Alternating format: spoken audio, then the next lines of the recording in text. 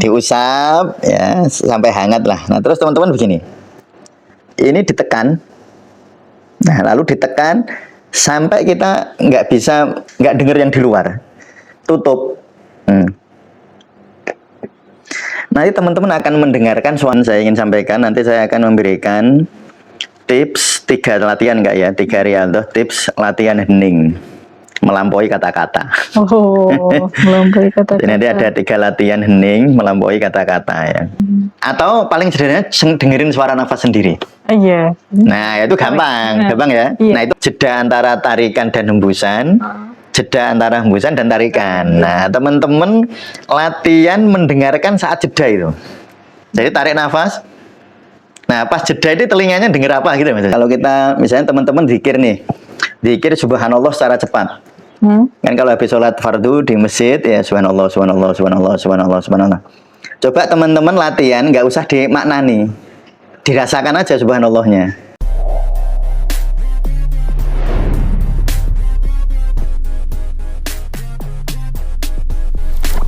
Assalamualaikum warahmatullahi wabarakatuh. Waalaikumsalam warahmatullahi wabarakatuh. Halo sahabat Sufi Indonesia, kita berjumpa lagi di channel YouTube Tasawuf Indonesia. Hari ini kita akan menyelami lebih dalam lagi tentang hakikat dari zikir dalam buku Panduan Praktik Zikir Napas, nggak, Bah? Kemarin kita udah sampai halaman 35 awal sepertinya. Oke. Monggo langsung mohon apa dibahas lebih dalam. Ya baik ya. Nanti sebelum saya lanjutkan, saya ingin sampaikan nanti saya akan memberikan tips 3 latihan enggak ya, 3 riyadhah tips latihan hening melampaui kata-kata. Melampaui kata-kata. Jadi nanti ada 3 latihan hening melampaui kata-kata ya. Karena itu kemarin kenapa itu penting, karena ini sangat berkaitan dengan apa yang kita bahas ya. Coba teman-teman buka halaman 35 ya. Di baris ketiga dari atas ya. Nah, baris ketiga dari atas kita kemarin sampai di situ. Nah, saya lanjutkan dulu sebelum saya memberikan 3 latihan hening melampaui kata-kata ya. Seperti yang kita pahami ya, sampai di situ ya. Seperti yang kita pahami bahwa jika hakikat dikatakan atau ditulis, maka hakikat itu kehilangan ruhnya. Nah, itu ya Kak ya. Karena kata-kata itu adalah pekerjaannya pikiran. Jadi pikiran tidak bisa bekerja tanpa kata. Ya, kalau kita ngomong ke orang lain menggunakan kata-kata. Nah, sehingga ketika seseorang itu melampaui kata-kata, sebenarnya dia sedang riyadhah keheningan. Karena setiap kata atau setiap konsep itu hasil dari delesi distorsi dan generalisasi ya. Jadi sebenarnya pikiran kita itu tidak menangkap realitas apa adanya. Ya, tidak menangkap realitas apa adanya. Pikiran kita itu menangkap realitas yang merasa dia perlukan. Kalau yang nggak diperlukan ya dibuang. Misalnya kemarin saya contohkan, ketika kami melihat saya ini kan banyak yang didelesi. Ya, kami misalnya hanya fokus ke suara saya atau fokus ke wajah saya, tetapi kami jadi lupa bahwa di sekitarnya ada ada banyak benda ya. Yang sering dicontohkan tuh misalnya gini Kak. Ini kan kertas ya. Lalu di sini ada titik hitam gitu. Kalau hampir semua orang ketika ditanya, kamu lihat apa di kertas ini? Titik hitam. Dia melihatnya ke titik hitam. Tapi dia kok lupa dia melihat kertas ini. Itu delesi kan. Nah, dan itu memang sifat pikiran gitu. Dan nggak masalah. Ya terus gimana Ustaz kalau begitu? Ya disadari saja, diakui. Diakui bahwa pikiran kita tidak bisa melihat realitas apa adanya. Karena mau dipaksa melihat apa adanya tetap nggak bisa. Tetap nggak bisa. Nah, itu kalau di dalam NLP itu map is not reality. Map is not reality. Nah, itu kan kalau di NLP itu ada premis semacam itu ya, ada presuposisi semacam itu, dan itu benar sekali, dan itu memang hukum pikiran, nggak bisa ditolak. Nah, dan ketika pikiran itu menangkap konsep, menangkap realitas, membentuk konsep, lalu konsep itu disimbolkan menjadi kata-kata. Makanya nanti dalam zikir itu ada beberapa latihan yang bisa digunakan untuk melatih untuk melampaui kata-kata ya. Nanti akan ada 3 tipsnya nanti. Pikiran dengan segala kecemerlangannya, memang cemerlang dan harus disyukuri itu. memiliki kecenderungan untuk mematerialkan hakikat, ya, mencabut ruhnya dan mengubahnya menjadi konsep yang mati dan mesti diubah jadi kata-kata. Ya, saya hening, contoh aja, walaupun muni saya hening itu sudah salah loh ya. Iya benar. Tapi anggap saja ini dimaklumi dulu karena ini memang kita berkata-kata. Ketika seseorang itu hening, itu keheningan itu nggak bisa dikatakan, karena kalau dikatakan dia jadi konsep material. Ya, ketika sesuatu itu dikatakan menjadi konsep material, tapi mau nggak mau begitu. Nah, jalan keluarnya bagaimana? Diakui, bukan ditolak ya, karena memang mau nggak mau begitu. Kalau mau ke dunia hakikat ya itu kan. Ya, nanti ketika Israel mendatangi kita, sudah masuk ke alam hakikat, yaitu kematian itu kan alam hakikat. Makanya kalau oleh orang sufi kan sekarang itu kita mati. Nanti ketika Israel datang baru kita hidup. Nah, kalau orang materialis kayak kita sekarang hidup, nanti mati. Tapi kalau bagi orang sufi sekarang ini kematian, kehidupan itu nanti. Karena sekarang kematian ya, itu maksudnya memang hakikatnya dimatikan oleh konsep dan kata. Ya. Ini adalah batas dari proses berpikir, ya, dan peran aku sebagai subjek dalam pencarian kebenaran spiritual. Ya. Semakin aku berusaha menjadi subjek yang tahu, semakin ia memperkuat batas-batasnya sendiri dan menjauh dari realitas yang tak terbatas dan tanpa bentuk.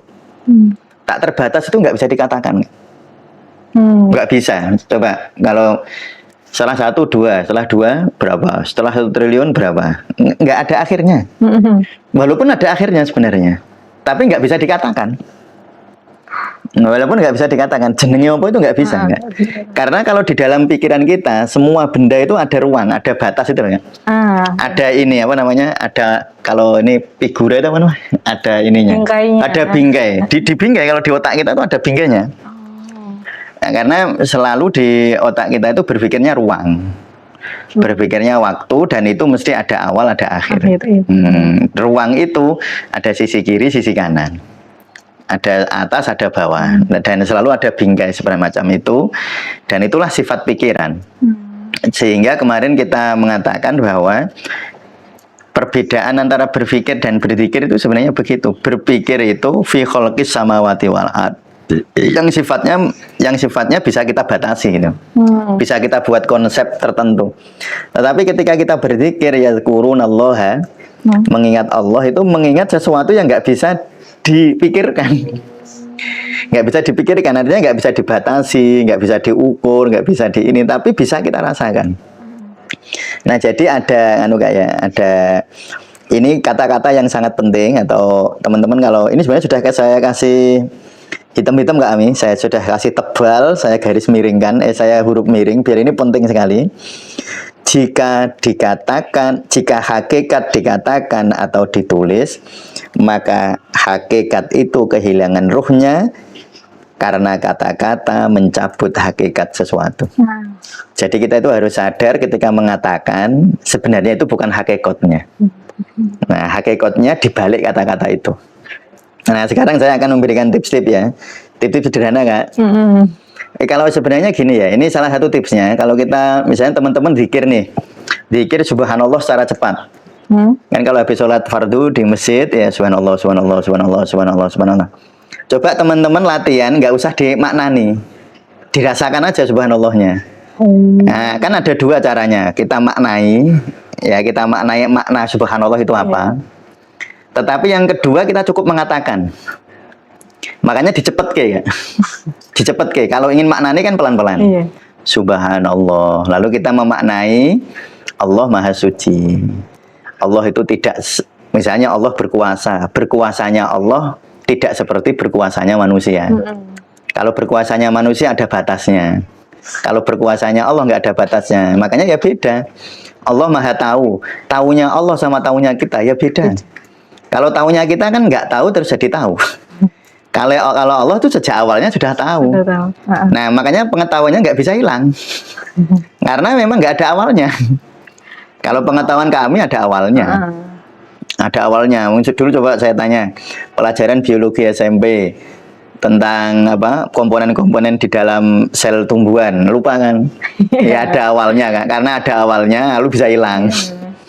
Ya tentu ada yang diingat ya, ada banyak yang diingat, tetapi kan ya lebih banyak yang lupa kayaknya. Iya benar. Ya iya. Rupanya. Wong gurunya aja kadang-kadang ya lupa, dia baca lagi kan. Nah artinya apa? Artinya bahwa sesuatu itu pengetahuan Allah itu jangan dibayangkan kayak pengetahuan manusia. Jadi bukan Allah dulu tahu. Lah kalau ada dulu ya berarti ada akhirnya. Juga. Ya jadi nggak begitu. Makanya yang disebut subhanallah itu begitu. Nah itu cara memaknai ya. Nah tetapi sekali-kali teman-teman jangan memaknai. Cukup ngomong aja. Cukup nek cara wong Jawa ndremimil, tahu enggak ndremimil? Tahu kayak cara berbumam. Itu sebenarnya latihan melampaui kata enggak? Oh. Makanya kalau di dalam dunia torekoh ya, di beberapa torekoh itu ada zikir yang pokoknya cepet. Allah Allah Allah Allah Allah Allah Allah Allah Allah Allah Allah Allah Allah Allah Allah gitu. Atau Subhanallah, subhanallah, subhanallah, subhanallah. Kalau itu kita sering sih. Ya alhamdulillah, alhamdulillah, alhamdulillah, alhamdulillah, alhamdulillah, alhamdulillah. Itu kita tidak masuk ke pemahaman kata, tetapi apa dengan kecepatan berkata-kata membuat kita tidak usah memaknainya. Ya nggak usah. Kalau mau memaknai kan pakai pelan-pelan loh. Nah, kayak pelan-pelan itu artinya kita mau memaknai. Dan itu boleh, bagus. Sekali-kali begitu, memang dua-duanya harus dilatih. Satu dilatih memahami kata, satu dilatih tidak memahami kata untuk latihan agar kita tidak terfokus pada kata-kata. Iya, homeostasis. Homeostasis. Makanya ada latihan itu begini, ini latihan ya. Sebelum saya memberikan 3 ini. Coba kami itu dengerin suara lebah, itu sangat relaksasi ya. Di YouTube itu ada itu, saya sering itu di YouTube kan ada suara lebah itu. Nah, dengerin aja suara lebah, kan nggak ada artinya. Iya, nggak ada artinya kayak itu kan. Dan memang itu karena kita itu ketika sesuatu ada artinya, lalu pikiran kita berusaha mengartikan, nanti lupa merasakan gitu. Lupa merasakan, karena sibuk memaknai. Makanya sebenarnya gini ya, membaca Al-Quran itu kita tahu artinya itu sangat baik ya. Ya tentu itu sangat baik. Tetapi kadang-kadang kita membaca saja, nggak usah berusaha apa namanya? Ya kayak ini, kayak kalau saya itu apa namanya ya, ngelalar. Ngelalar itu ya ini ya cuma baca aja. Ya baca aja. Misalnya wal asri innal insana lafi khusrin illal ladzina amanu wa amilus solihati wa tawassaw bil haqqi wa tawassaw bis sabr. Cepet gitu. Bismillahirrahmanirrahim. Alhaakumut takatsur hatta zurtumul maqabir. Kalla sawfa ta'lamuna tsumma kalla sawfa ta'lamun. Kalla law ta'lamuna ilmal yaqin la tarawunnal jahim tsumma la tarawunnaha ainal yaqin tsumma la tus'aluna yawma idzin 'anin na'im. Pokoknya cepet gitu. Kan saya nggak sempat memaknai kan? Iya. Nggak sempat memaknai. Nah itu berusaha latihan melampaui kata. Jadi membaca Al-Quran dengan pelan-pelan dimaknani satu-satu itu ya baik. Ada fungsi neuroscience-nya. Ini kita nanti bahas neuroscience-nya ya. Jadi kalau pelan-pelan nanti yang berfungsi itu korteks. Korteks itu nanti akan lebih aktif gitu. Tapi kalau teman-teman membaca dan tanda petik cepat ya, cepat itu tetap ada batasnya tajwid. Tetap ada batasnya, harus bertajwid ya. Nah cepat tanpa harus teman-teman memaknai itu nanti latihan melampaui korteks. Nanti ada ruang-ruang sehingga nggak usah lewat korteks. Sehingga nanti karena kalau lewat korteks itu korteks berusaha memaknai, nanti muncul aku itu. Nanti itu munculnya aku. Nah makanya saya kalau baca Al-Quran ya kadang-kadang alon-alon banget, bahkan kadang-kadang satu ayat ya 1 jam. Misalnya membaca kemarin alladzina yadhkurunallaha qiyaman wa qu'udan wa 'ala junubihim wa yatafakkaruna fi khalqis samawati wa ardi, ya 1 jam bacanya karena pelan-pelan saya hayati, saya maknani satu-satu ya. Yadhkuruna saya maknani, Allah saya maknai, apa saya rasakan. Qiyamau wa qu'udan wa 'ala junubihim ya saya maknani. Tetapi kadang-kadang kita perlu cepat. Cepat itu ya untuk melampaui kata. Untuk melampaui kata-kata. Karena saya kemarin ngobrol sama siapa ya? Saya bilang, orang itu ketika dia pandai berkata-kata, itu cenderung stresnya lebih besar. Orang overthinking itu karena dia pinter membuat kata-kata. Jadi semua itu dikatakan. Atau lebih sederhananya, dia itu sangat mudah mencari alasan. Mencari alasan. Nah, jadi dia itu begini, wah, cari alasan. Jadi itu memang kecenderungan, bukan berarti salah ya, bukan berarti salah.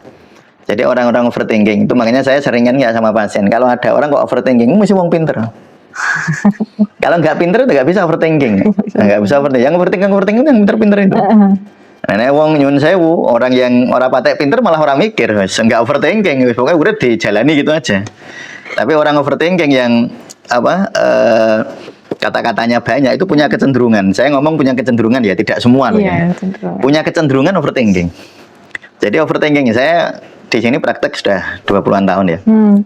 Orang-orang yang problem-problem kayak gitu tak titeni, bocah pinter. Bocah pinter. Ya, tapi ini bukan berarti saya berarti rasa pinter ya salah lagi, bukan begitu. Nah, iso gue ya pinter nggak overthinking kan gitu ya kan. Nah, baik. Nah, sekarang saya akan memberikan 3 tips ya. Sebenarnya itu ada tips itu banyak ya. Ada sekitar saya buat itu 35 tips ya kayaknya. 35 tips bagaimana cara memanfaatkan telinga kita untuk menuju keheningan.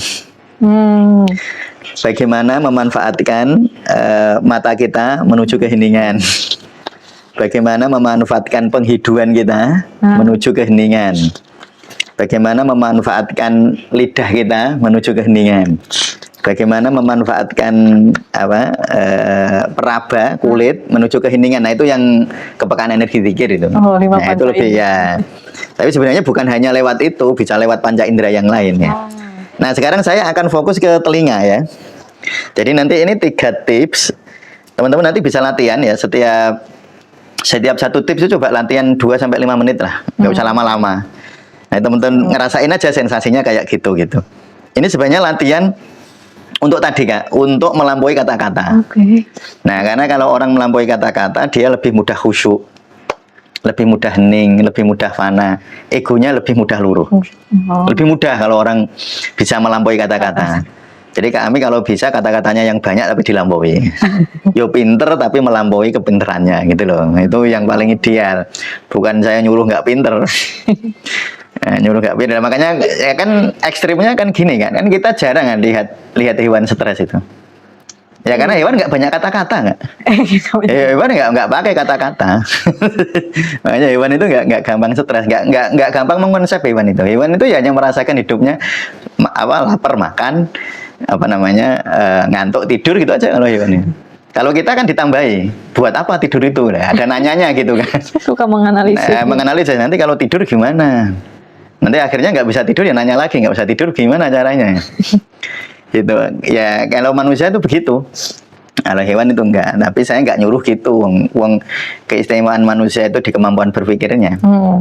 Nah, tapi kadang-kadang hal semacam itu justru membuat kita terjajah oleh keistimewaan kita sendiri. Jadi enggak merdeka. Gitu. Enggak merdeka. Ya baik, 1 caranya ya. Nanti gini, teman-teman ya, ini tangannya diusap gini. Ya diusap boleh enggak apa-apa ya. Sebenarnya usap gini itu hanya semacam menyiapkan ini aja, menyiapkan diri mau melakukan sesuatu gitu. Diusap ya sampai hangat lah. Nah terus teman-teman begini, ini ditekan. Nah lalu ditekan sampai kita nggak bisa atau minimal mendengarkan di dunia luar tuh sedikit sekali ya. Atau kalau bisa nggak dengar yang di luar. Tutup. Nanti teman-teman akan mendengarkan suara lain. Mungkin suara pembuluh darah, ada suara gertak gitu. Coba nanti rasakan ya. Nanti teman-teman dengerin itu aja. Nah, latihannya. Jadi latihan teman-teman ini ditutup gini. Nah, ditutup sampai tidak mendengarkan yang dari luar. Nah, lalu teman-teman diem. Terus dengarkan suara yang di dalam itu. Tapi tuh kadang habis itu mikir ini suara apa? Iya nggak apa-apa. Kan itu nggak ada artinya. Nah, soalnya bus itu aja, jadi nggak ada artinya. Ya itu nanti mesti pikirannya begitu, nggak masalah kan. Kalau kami menggunakan kata yang bisa dipahami, analisisnya banyak. Iya. Iya kan, analisisnya banyak. Kalau kami misalnya saya kata-kata buku gitu, kami kan macam-macam. Coba kalau saya bilang buku, kami akan mikir ini cepet Iya, gitu loh Kak. iya. Ketika sesuatu itu mudah dipahami. Ketika sesuatu itu sudah ada artinya atau katanya bisa dipahami. Tapi ketika nggak bisa dipahami tetap mikir, tetapi tidak seliar itu. Iya, nggak terlalu banyak. Nggak terlalu banyak ya, karena memang nggak ada Ya, jadi itu namanya latihan ya, latihannya riadohnya gitu. Ini diusek-usek gini Kak. Usek-usek gini, terus ini didengarkan, terus latihan mendengarkan yang di dalam itu sebenarnya kan tetap suara ya. Iya. Cuma kita lebih latihan mendengarkan yang lebih dalam karena kita terlalu sering mendengarkan yang di luar. Oh iya, eksternal terus. Ya kayak saya ini kan terlalu sering mendengarkan, membaca itu termasuk mendengarkan ya di luar, mendengarkan omongan orang, mendengarkan ini, mendengarkan YouTube kayak gini ini. Kita terlalu sering begitu, lalu kita lupa mendengarkan tubuh kita sendiri. Coba pernah nggak dengerin keluhan hidung kita, keluhan mata kita? Nggak pernah denger. Nah ini salah satu latihannya. Nah ini di gini terus mendengarkan suara-suara yang di dalam, sehingga nanti kita latihan nggak liar keluar Kak. Latihannya biar ke dalam. Kayak napas. Kalau mikir kan naik, napas menarik ke bawah. Ya kan? Iya. Nah, sehingga lebih mudah gitu. Biasanya kita mendengarkan di luar, coba sekarang latihan mendengarkan yang di dalam. Nah, salah satunya sebenarnya ya termasuk saya kalau pas suaranya misalnya jam 3 pagi, masih gelap, sunyi sekali. Lalu saya bangun, saya dengerin suara jantung saya. Nah, suara jantung bisa kedengeran nggak? Kalau kita betul-betul sunyi, kita rasakan itu bisa duk. Dan itu indah betul, dirasakan dan didengarkan. Atau paling sederhana dengerin suara nafas sendiri. Iya. Nah itu gampang ya. Iya. Nah itu apa itu dulu? Bisa. Nah itu dulu ya. Nanti teman-teman ya latihan mendengarkan suara nafasnya sendiri. Latihan mendengarkan, maksudnya ini biar pendengarannya itu nggak keluar terus itu, nggak kaken metu tapi harus masuk ke dalam. Latihan menuju diri sejati. Namanya latihan ya, bukan itu hakikatnya. Ini latihan. Teman-teman tarik nafas, dengarkan suara nafas sendiri. Suara nafas masuk, suara nafas keluar. Nah, itu didengarkan. Itu mungkin paling gampang ya, Kak. Lalu tadi dengarkan suara di dalam. Nanti kalau teman-teman bisa mendengarkan jantungnya. Nanti lama-lama mendengarkan semacam ini Kak, sensasi di sini namanya di aorta abdominalis namanya. Aorta abdominalis itu pembuluh darah besar. Jadi kan dari jantung Kak ya. Nanti ada aorta yang naik, ada aorta yang turun, nanti ada aorta abdominalis itu dia di perut bagian atas ini dia besar. Itu suaranya denyutnya kuat. Jadi nyut, tapi kita jarang rasain, memang ratu degatek ya. Iya. padahal itu kan ada denyutannya. Nah sebenarnya kepekaan itu yang latih gitu itu. Ya biar kita itu gini loh, nggak latihan keluar terus. Keluar itu nanti sifatnya mikir. Nanti latihan ke dalam, makanya latihan kayak begitu itu membantu zikir nanti. Ya itu yang tip pertama ya. Nah sekarang tips kedua, nah ini yang saya sebenarnya sudah sering ya. Teman-teman latihan memperhatikan jeda antar nafas. Tarik nafas, inhalasi, lalu ada jeda ya. Lalu hembuskan nafas, eksalasi. Kan terus ada jeda. Tarik nafas lagi, sebelum tarik nafas ada jedanya. Nah, jadi jeda itu kan ada dua. Jeda antara tarikan dan hembusan. Jeda antara hembusan dan tarikan. Nah, teman-teman latihan mendengarkan saat jeda itu. Jadi tarik nafas. Nah, pas jeda itu telinganya dengar apa gitu maksudnya. Tarik nafas. Nah, ini kan jedanya sepersekian detik. Tapi biasanya kalau teman-teman menyengaja itu agak lama, Kak. Kalau nggak nyengaja kayak gini kan jedanya sangat sedikit ya. Tapi kalau teman-teman menyengaja, tarik nafasnya pelan. Nanti kan ada jedanya lebih panjang. Iya, benar. Lalu hembuskan. Nah, pas jeda itu dengerin gitu. Saya selalu nyebut latihan keheningan itu kan saya sering saya sampaikan latihan keheningan itu latihan paling penting itu menyadari jeda antar nafas. Nah, ini salah satu menyadari, mendengarkan. Mendengarkan apa ya? Mendengarkan yang terdengar. Teman-teman nggak usah nyari-nyari. Kalau nyari-nyari aja jadi fokus ya. Iya. Jadi nggak usah nyari, tarik nafas. Nah, jeda itu dengerin apa, hembuskan. Jeda dengerin apa, gitu ya. Nanti latihan, nggak usah lama-lama. Lama-lama tegang juga kalau lama-lama. Latihan aja. Kalau saya sih biasa kayak gitu enak sih. Ya kalau bagi saya, karena ini kadang-kadang sifatnya subjektif kan, nggak bisa pasti berhasil dengan cara ini kan cara saya. Maksudnya cara yang sering saya pakai gitu. Ini saya tularkan. Kalau teman-teman cocok, alhamdulillah. Kalau belum cocok, banyak kok caranya. Iya. Caranya banyak kok. Ya nanti bisa pakai ini gitu. Ya. Lalu yang ketiga, ini yang ini bagi saya ini apa ya, semacam merilekskan pendengaran. Ini teman-teman yang punya semacam problem-problem di telinga, saya tidak mengatakan pasti sembuh ya.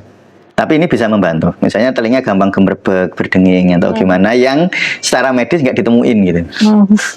Jadi secara medis itu nggak ditemukan. Kenapa ya telinga saya berdenging? Sudah datang ke THT nggak ada apa-apanya, nggak ada problemnya. Telinga saya kok gemerbek, datang ke THT nggak ada problemnya apa. Ya kita bisa menganalisis lewat pengobatan timur, tetapi teman-teman bisa nggak menganalisis dengan cara nanti ini. Ya semoga nanti membantu, dan ini sebenarnya yang lebih penting membantu kita untuk lebih tidak terlalu fokus pada objek. Nah sekarang gini caranya, teman-teman, kalau nanti ini paling bagus dalam suasana yang suasana yang santai, tidak ada suara dominan ya. Oh, minim suara. Ya pokoknya pas di kamar nggak ada suara dominan. Kalau ada suara dominan agak susah kalau bagi yang awal-awal. Nah kalau yang latihan udah sering ya nggak susah. Tapi bagi yang awal, nanti latihannya di tempat yang relatif sunyi, nggak harus sunyi banget. Relatif sunyi. Kan nanti teman-teman pertama mendengarkan sesuatu. Nah, coba dengarkan sesuatu yang lebih jauh dari sesuatu itu. Lebih jauh. Nah, lebih jauh. Nah, nanti lebih jauh lagi dengarkan. Misalnya gini contoh. Sekarang ya saya contoh gini. Nah, saya kan pertama dengerin kipas angin. Dengerin itu. Nah, lalu saya berusaha mendengarkan suara yang lebih jauh dari kipas angin itu. Nah, misalnya kipas angin ini ya. Nah, saya mendengarkan ada suara motor, sedikit motor lewat, ada ini. Nah, jadi berusaha mendengarkan 1 sampai 2 suara di jarak yang paling jauh. Jadi kalau sudah ketemu, coba lagi. Jadi menjauh gitu kan, ya menjauh. Jadi dengerin, karena kita terbiasa fokus kepada sesuatu yang deket ya. Nah kita latihan enggak, dibalik latihannya. Oh tadi yang awal-awal latihan mendengarkan di dalam diri yang paling dekat, sekarang yang paling dekat. Iya, ya, latihannya ya begitu ya. Nanti bisa teman-teman bolak-balik dan nggak ada dosisnya. Wis terserah, dan nggak ada urutannya yang mana dulu, yang gini dulu, apa yang wis terserah dipakai aja. Ini kayak playing apa Kak? Ya kayak latihan gitu aja, kayak dolanan gitu loh. Ya, misalnya saya kan seneng kalau main sama anak, itu kan seneng latihan indrawi kayak gini, kan itu sangat bagus. Misalnya anak saya, misalnya Awa gitu ya, santri. Saya demek punggungnya, terus Mbak Yunya, Ayu demek punggungnya, terus Mbak Yunya, Ajeng demek punggungnya. Lalu nanti kita pegang, lalu dia suruh bedek. Suruh apa namanya bedek itu? Nebak. Ini tangannya siapa? Gitu. Iya ya. Nah, ini tangannya siapa? Oh, tangannya ayah, tangannya kakak, tangannya Kak Ayu, tangannya Kak Ajeng, tangannya Bunda. Dia latihan kayak gitu tuh bagus kan? Iya, bener banget. Latihan indra dan itu mencerdaskan. Mencerdaskan. Nah, itu kan latihan-latihan kayak gitu. Terus misalnya gini, teknya saya sama teknya Mbak Yunya beda. Kan soalnya. Nah, terus Mbak Bundanya, terus Mbak Yunya yang satu. Nah, terus nanti kita di belakangnya dia agak deket itu ya. Ini teknya siapa? Siapa yang ngomong? Yang tek. Kak Ayu, terus jauh lagi. Nah, gitu. Itu latihannya gitu. Oh, seru. Ya seru, dan seneng anak-anak itu. Anak itu seneng. Nanti akhirnya dia tidak terlalu fokus ke dolanan HP gitu. Ya karena fokus dolanan HP kebanyakan karena wong tuanya dolanan HP. Iya benar. Ya saya nggak mengatakan semua ya. Tapi anak yang kecanduan HP itu karena orang tuanya seneng HP. Udah, gitu. Orang tuanya enggak, lalu ngejak dia main ya enggak. Ya cuma itu tadi, kadang-kadang orang tuanya ya malas ngejak main kan. Nah salah satu permainan yang sering saya pakai gitu. Ya, jadi itu Jadi tadi ada 3 tips ya. Sebenarnya banyak tips tadi ya, tapi saya fokuskan ke 3. Satu tadi menelungkupkan ini, lalu dengarkan suara yang terdengar di dalam kepala. Atau nanti ternyata ada suara lain, tetapi di dalam ya, suara di dalam. Terus dengerin aja, dengerin tanpa dinilai. Nah, dengerin, oh ternyata ada suara shoot, ada kutuk, ada kadang-kadang ada yang berdenging juga nging gitu. Nah, itu didengerin aja tanpa ketegangan ya, didengerin aja. Terus yang kedua, jeda. Jadi tarik nafas, pas jeda dengerin. Nah, pas jeda perhatikan telinga, apa yang ditangkap oleh telinga. Hembuskan nafas pas jeda. Nah, terus yang ketiga, mendengarkan sesuatu objek, kan ketemu objeknya. Terus dengarkan lagi yang jauh dari objek itu.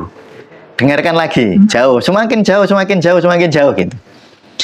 Dan nggak usah ditarget sejauh apa, lo sudah capek, ya sudah gitu aja. Itu latihan begitu.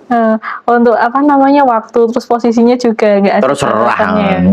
mau sambil jalan ya boleh, sebenarnya aman. Yang penting aman ya. Aman. Saya tuh ya ini ditiru bagus, ditiru boleh juga nggak apa-apa, tapi harus aman lah ya. Kalau misalnya di Bangjo kan saya apal, kalau di Semarang ini Bangjo yang lama ini ya, daripada saya ngalamun sambil stres kok hijau-hijau kan.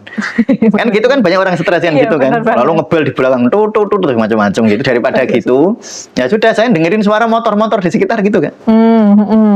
Nah, atau kalau saya di dalam mobil yang agak hening ya saya dengerin apa saja lah, dengerin apa yang denger gitu aja. Ya kan, dan itu asik gitu. Ya, kalau pakai motor saya asik, kalau pakai motor itu malah dengerin motor-motor di sekitarnya itu kan.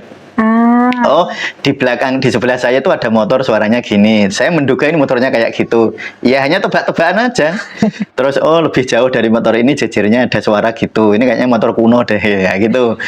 Kalau mau dianalisis, saya sih nggak berusaha menganalisis kayak gitu ya. Yang penting saya dengerin, semakin jauh. Nah itu latihan kalau pas di jalan biar nggak stres. Daripada ngalamun atau daripada wong sampean lama sama cepet ya ora iso mbok atur. Iya benar. Iya kan, ya tetap aja kalau dia 45 detik ya tetap 45 detik kan. Daripada kita kok nggak cepet-cepet ya. Nah, daripada gitu kan lebih baik itu latihan kayak gini yang sebenarnya jauh bermanfaat lah bagi saya. Karena sekarang itu banyak di antara kita lupa bersilaturahmi dengan diri. Kita terlalu sering keluar, terlalu sering silaturahmi dengan orang lain, tapi tidak pernah silaturahmi dengan telinga kita, nggak pernah silaturahmi dengan jantung kita, nggak pernah silaturahmi dengan ginjal kita. Padahal itu ya latihan keheningan atau latihan kekhusyuan atau latihan fana. Sebenarnya caranya ya diawali dengan cara-cara sederhana kayak gitu. Kadang-kadang orang langsung melompat cara yang gimana langsung hening gitu. Wah, akhirnya ngotot malah. Dan malah tidak enak. Ya saya kira gitu kami. Terima kasih Abah untuk tipsnya. Tadi ada 3 tips ya yang disampaikan oleh Abah Mustamir. Mungkin kalau ada dari teman-teman ada saran atau mungkin kritik atau pertanyaan bisa dicantumkan di kolom komentar atau langsung kirim saja ke admin Tasawuf Indonesia. Terima kasih untuk teman-teman yang sudah menonton hingga akhir. Untuk sesi kali ini kita cukupkan. Sampai jumpa di episode selanjutnya. Wassalamualaikum warahmatullahi wabarakatuh. Waalaikumsalam warahmatullahi wabarakatuh.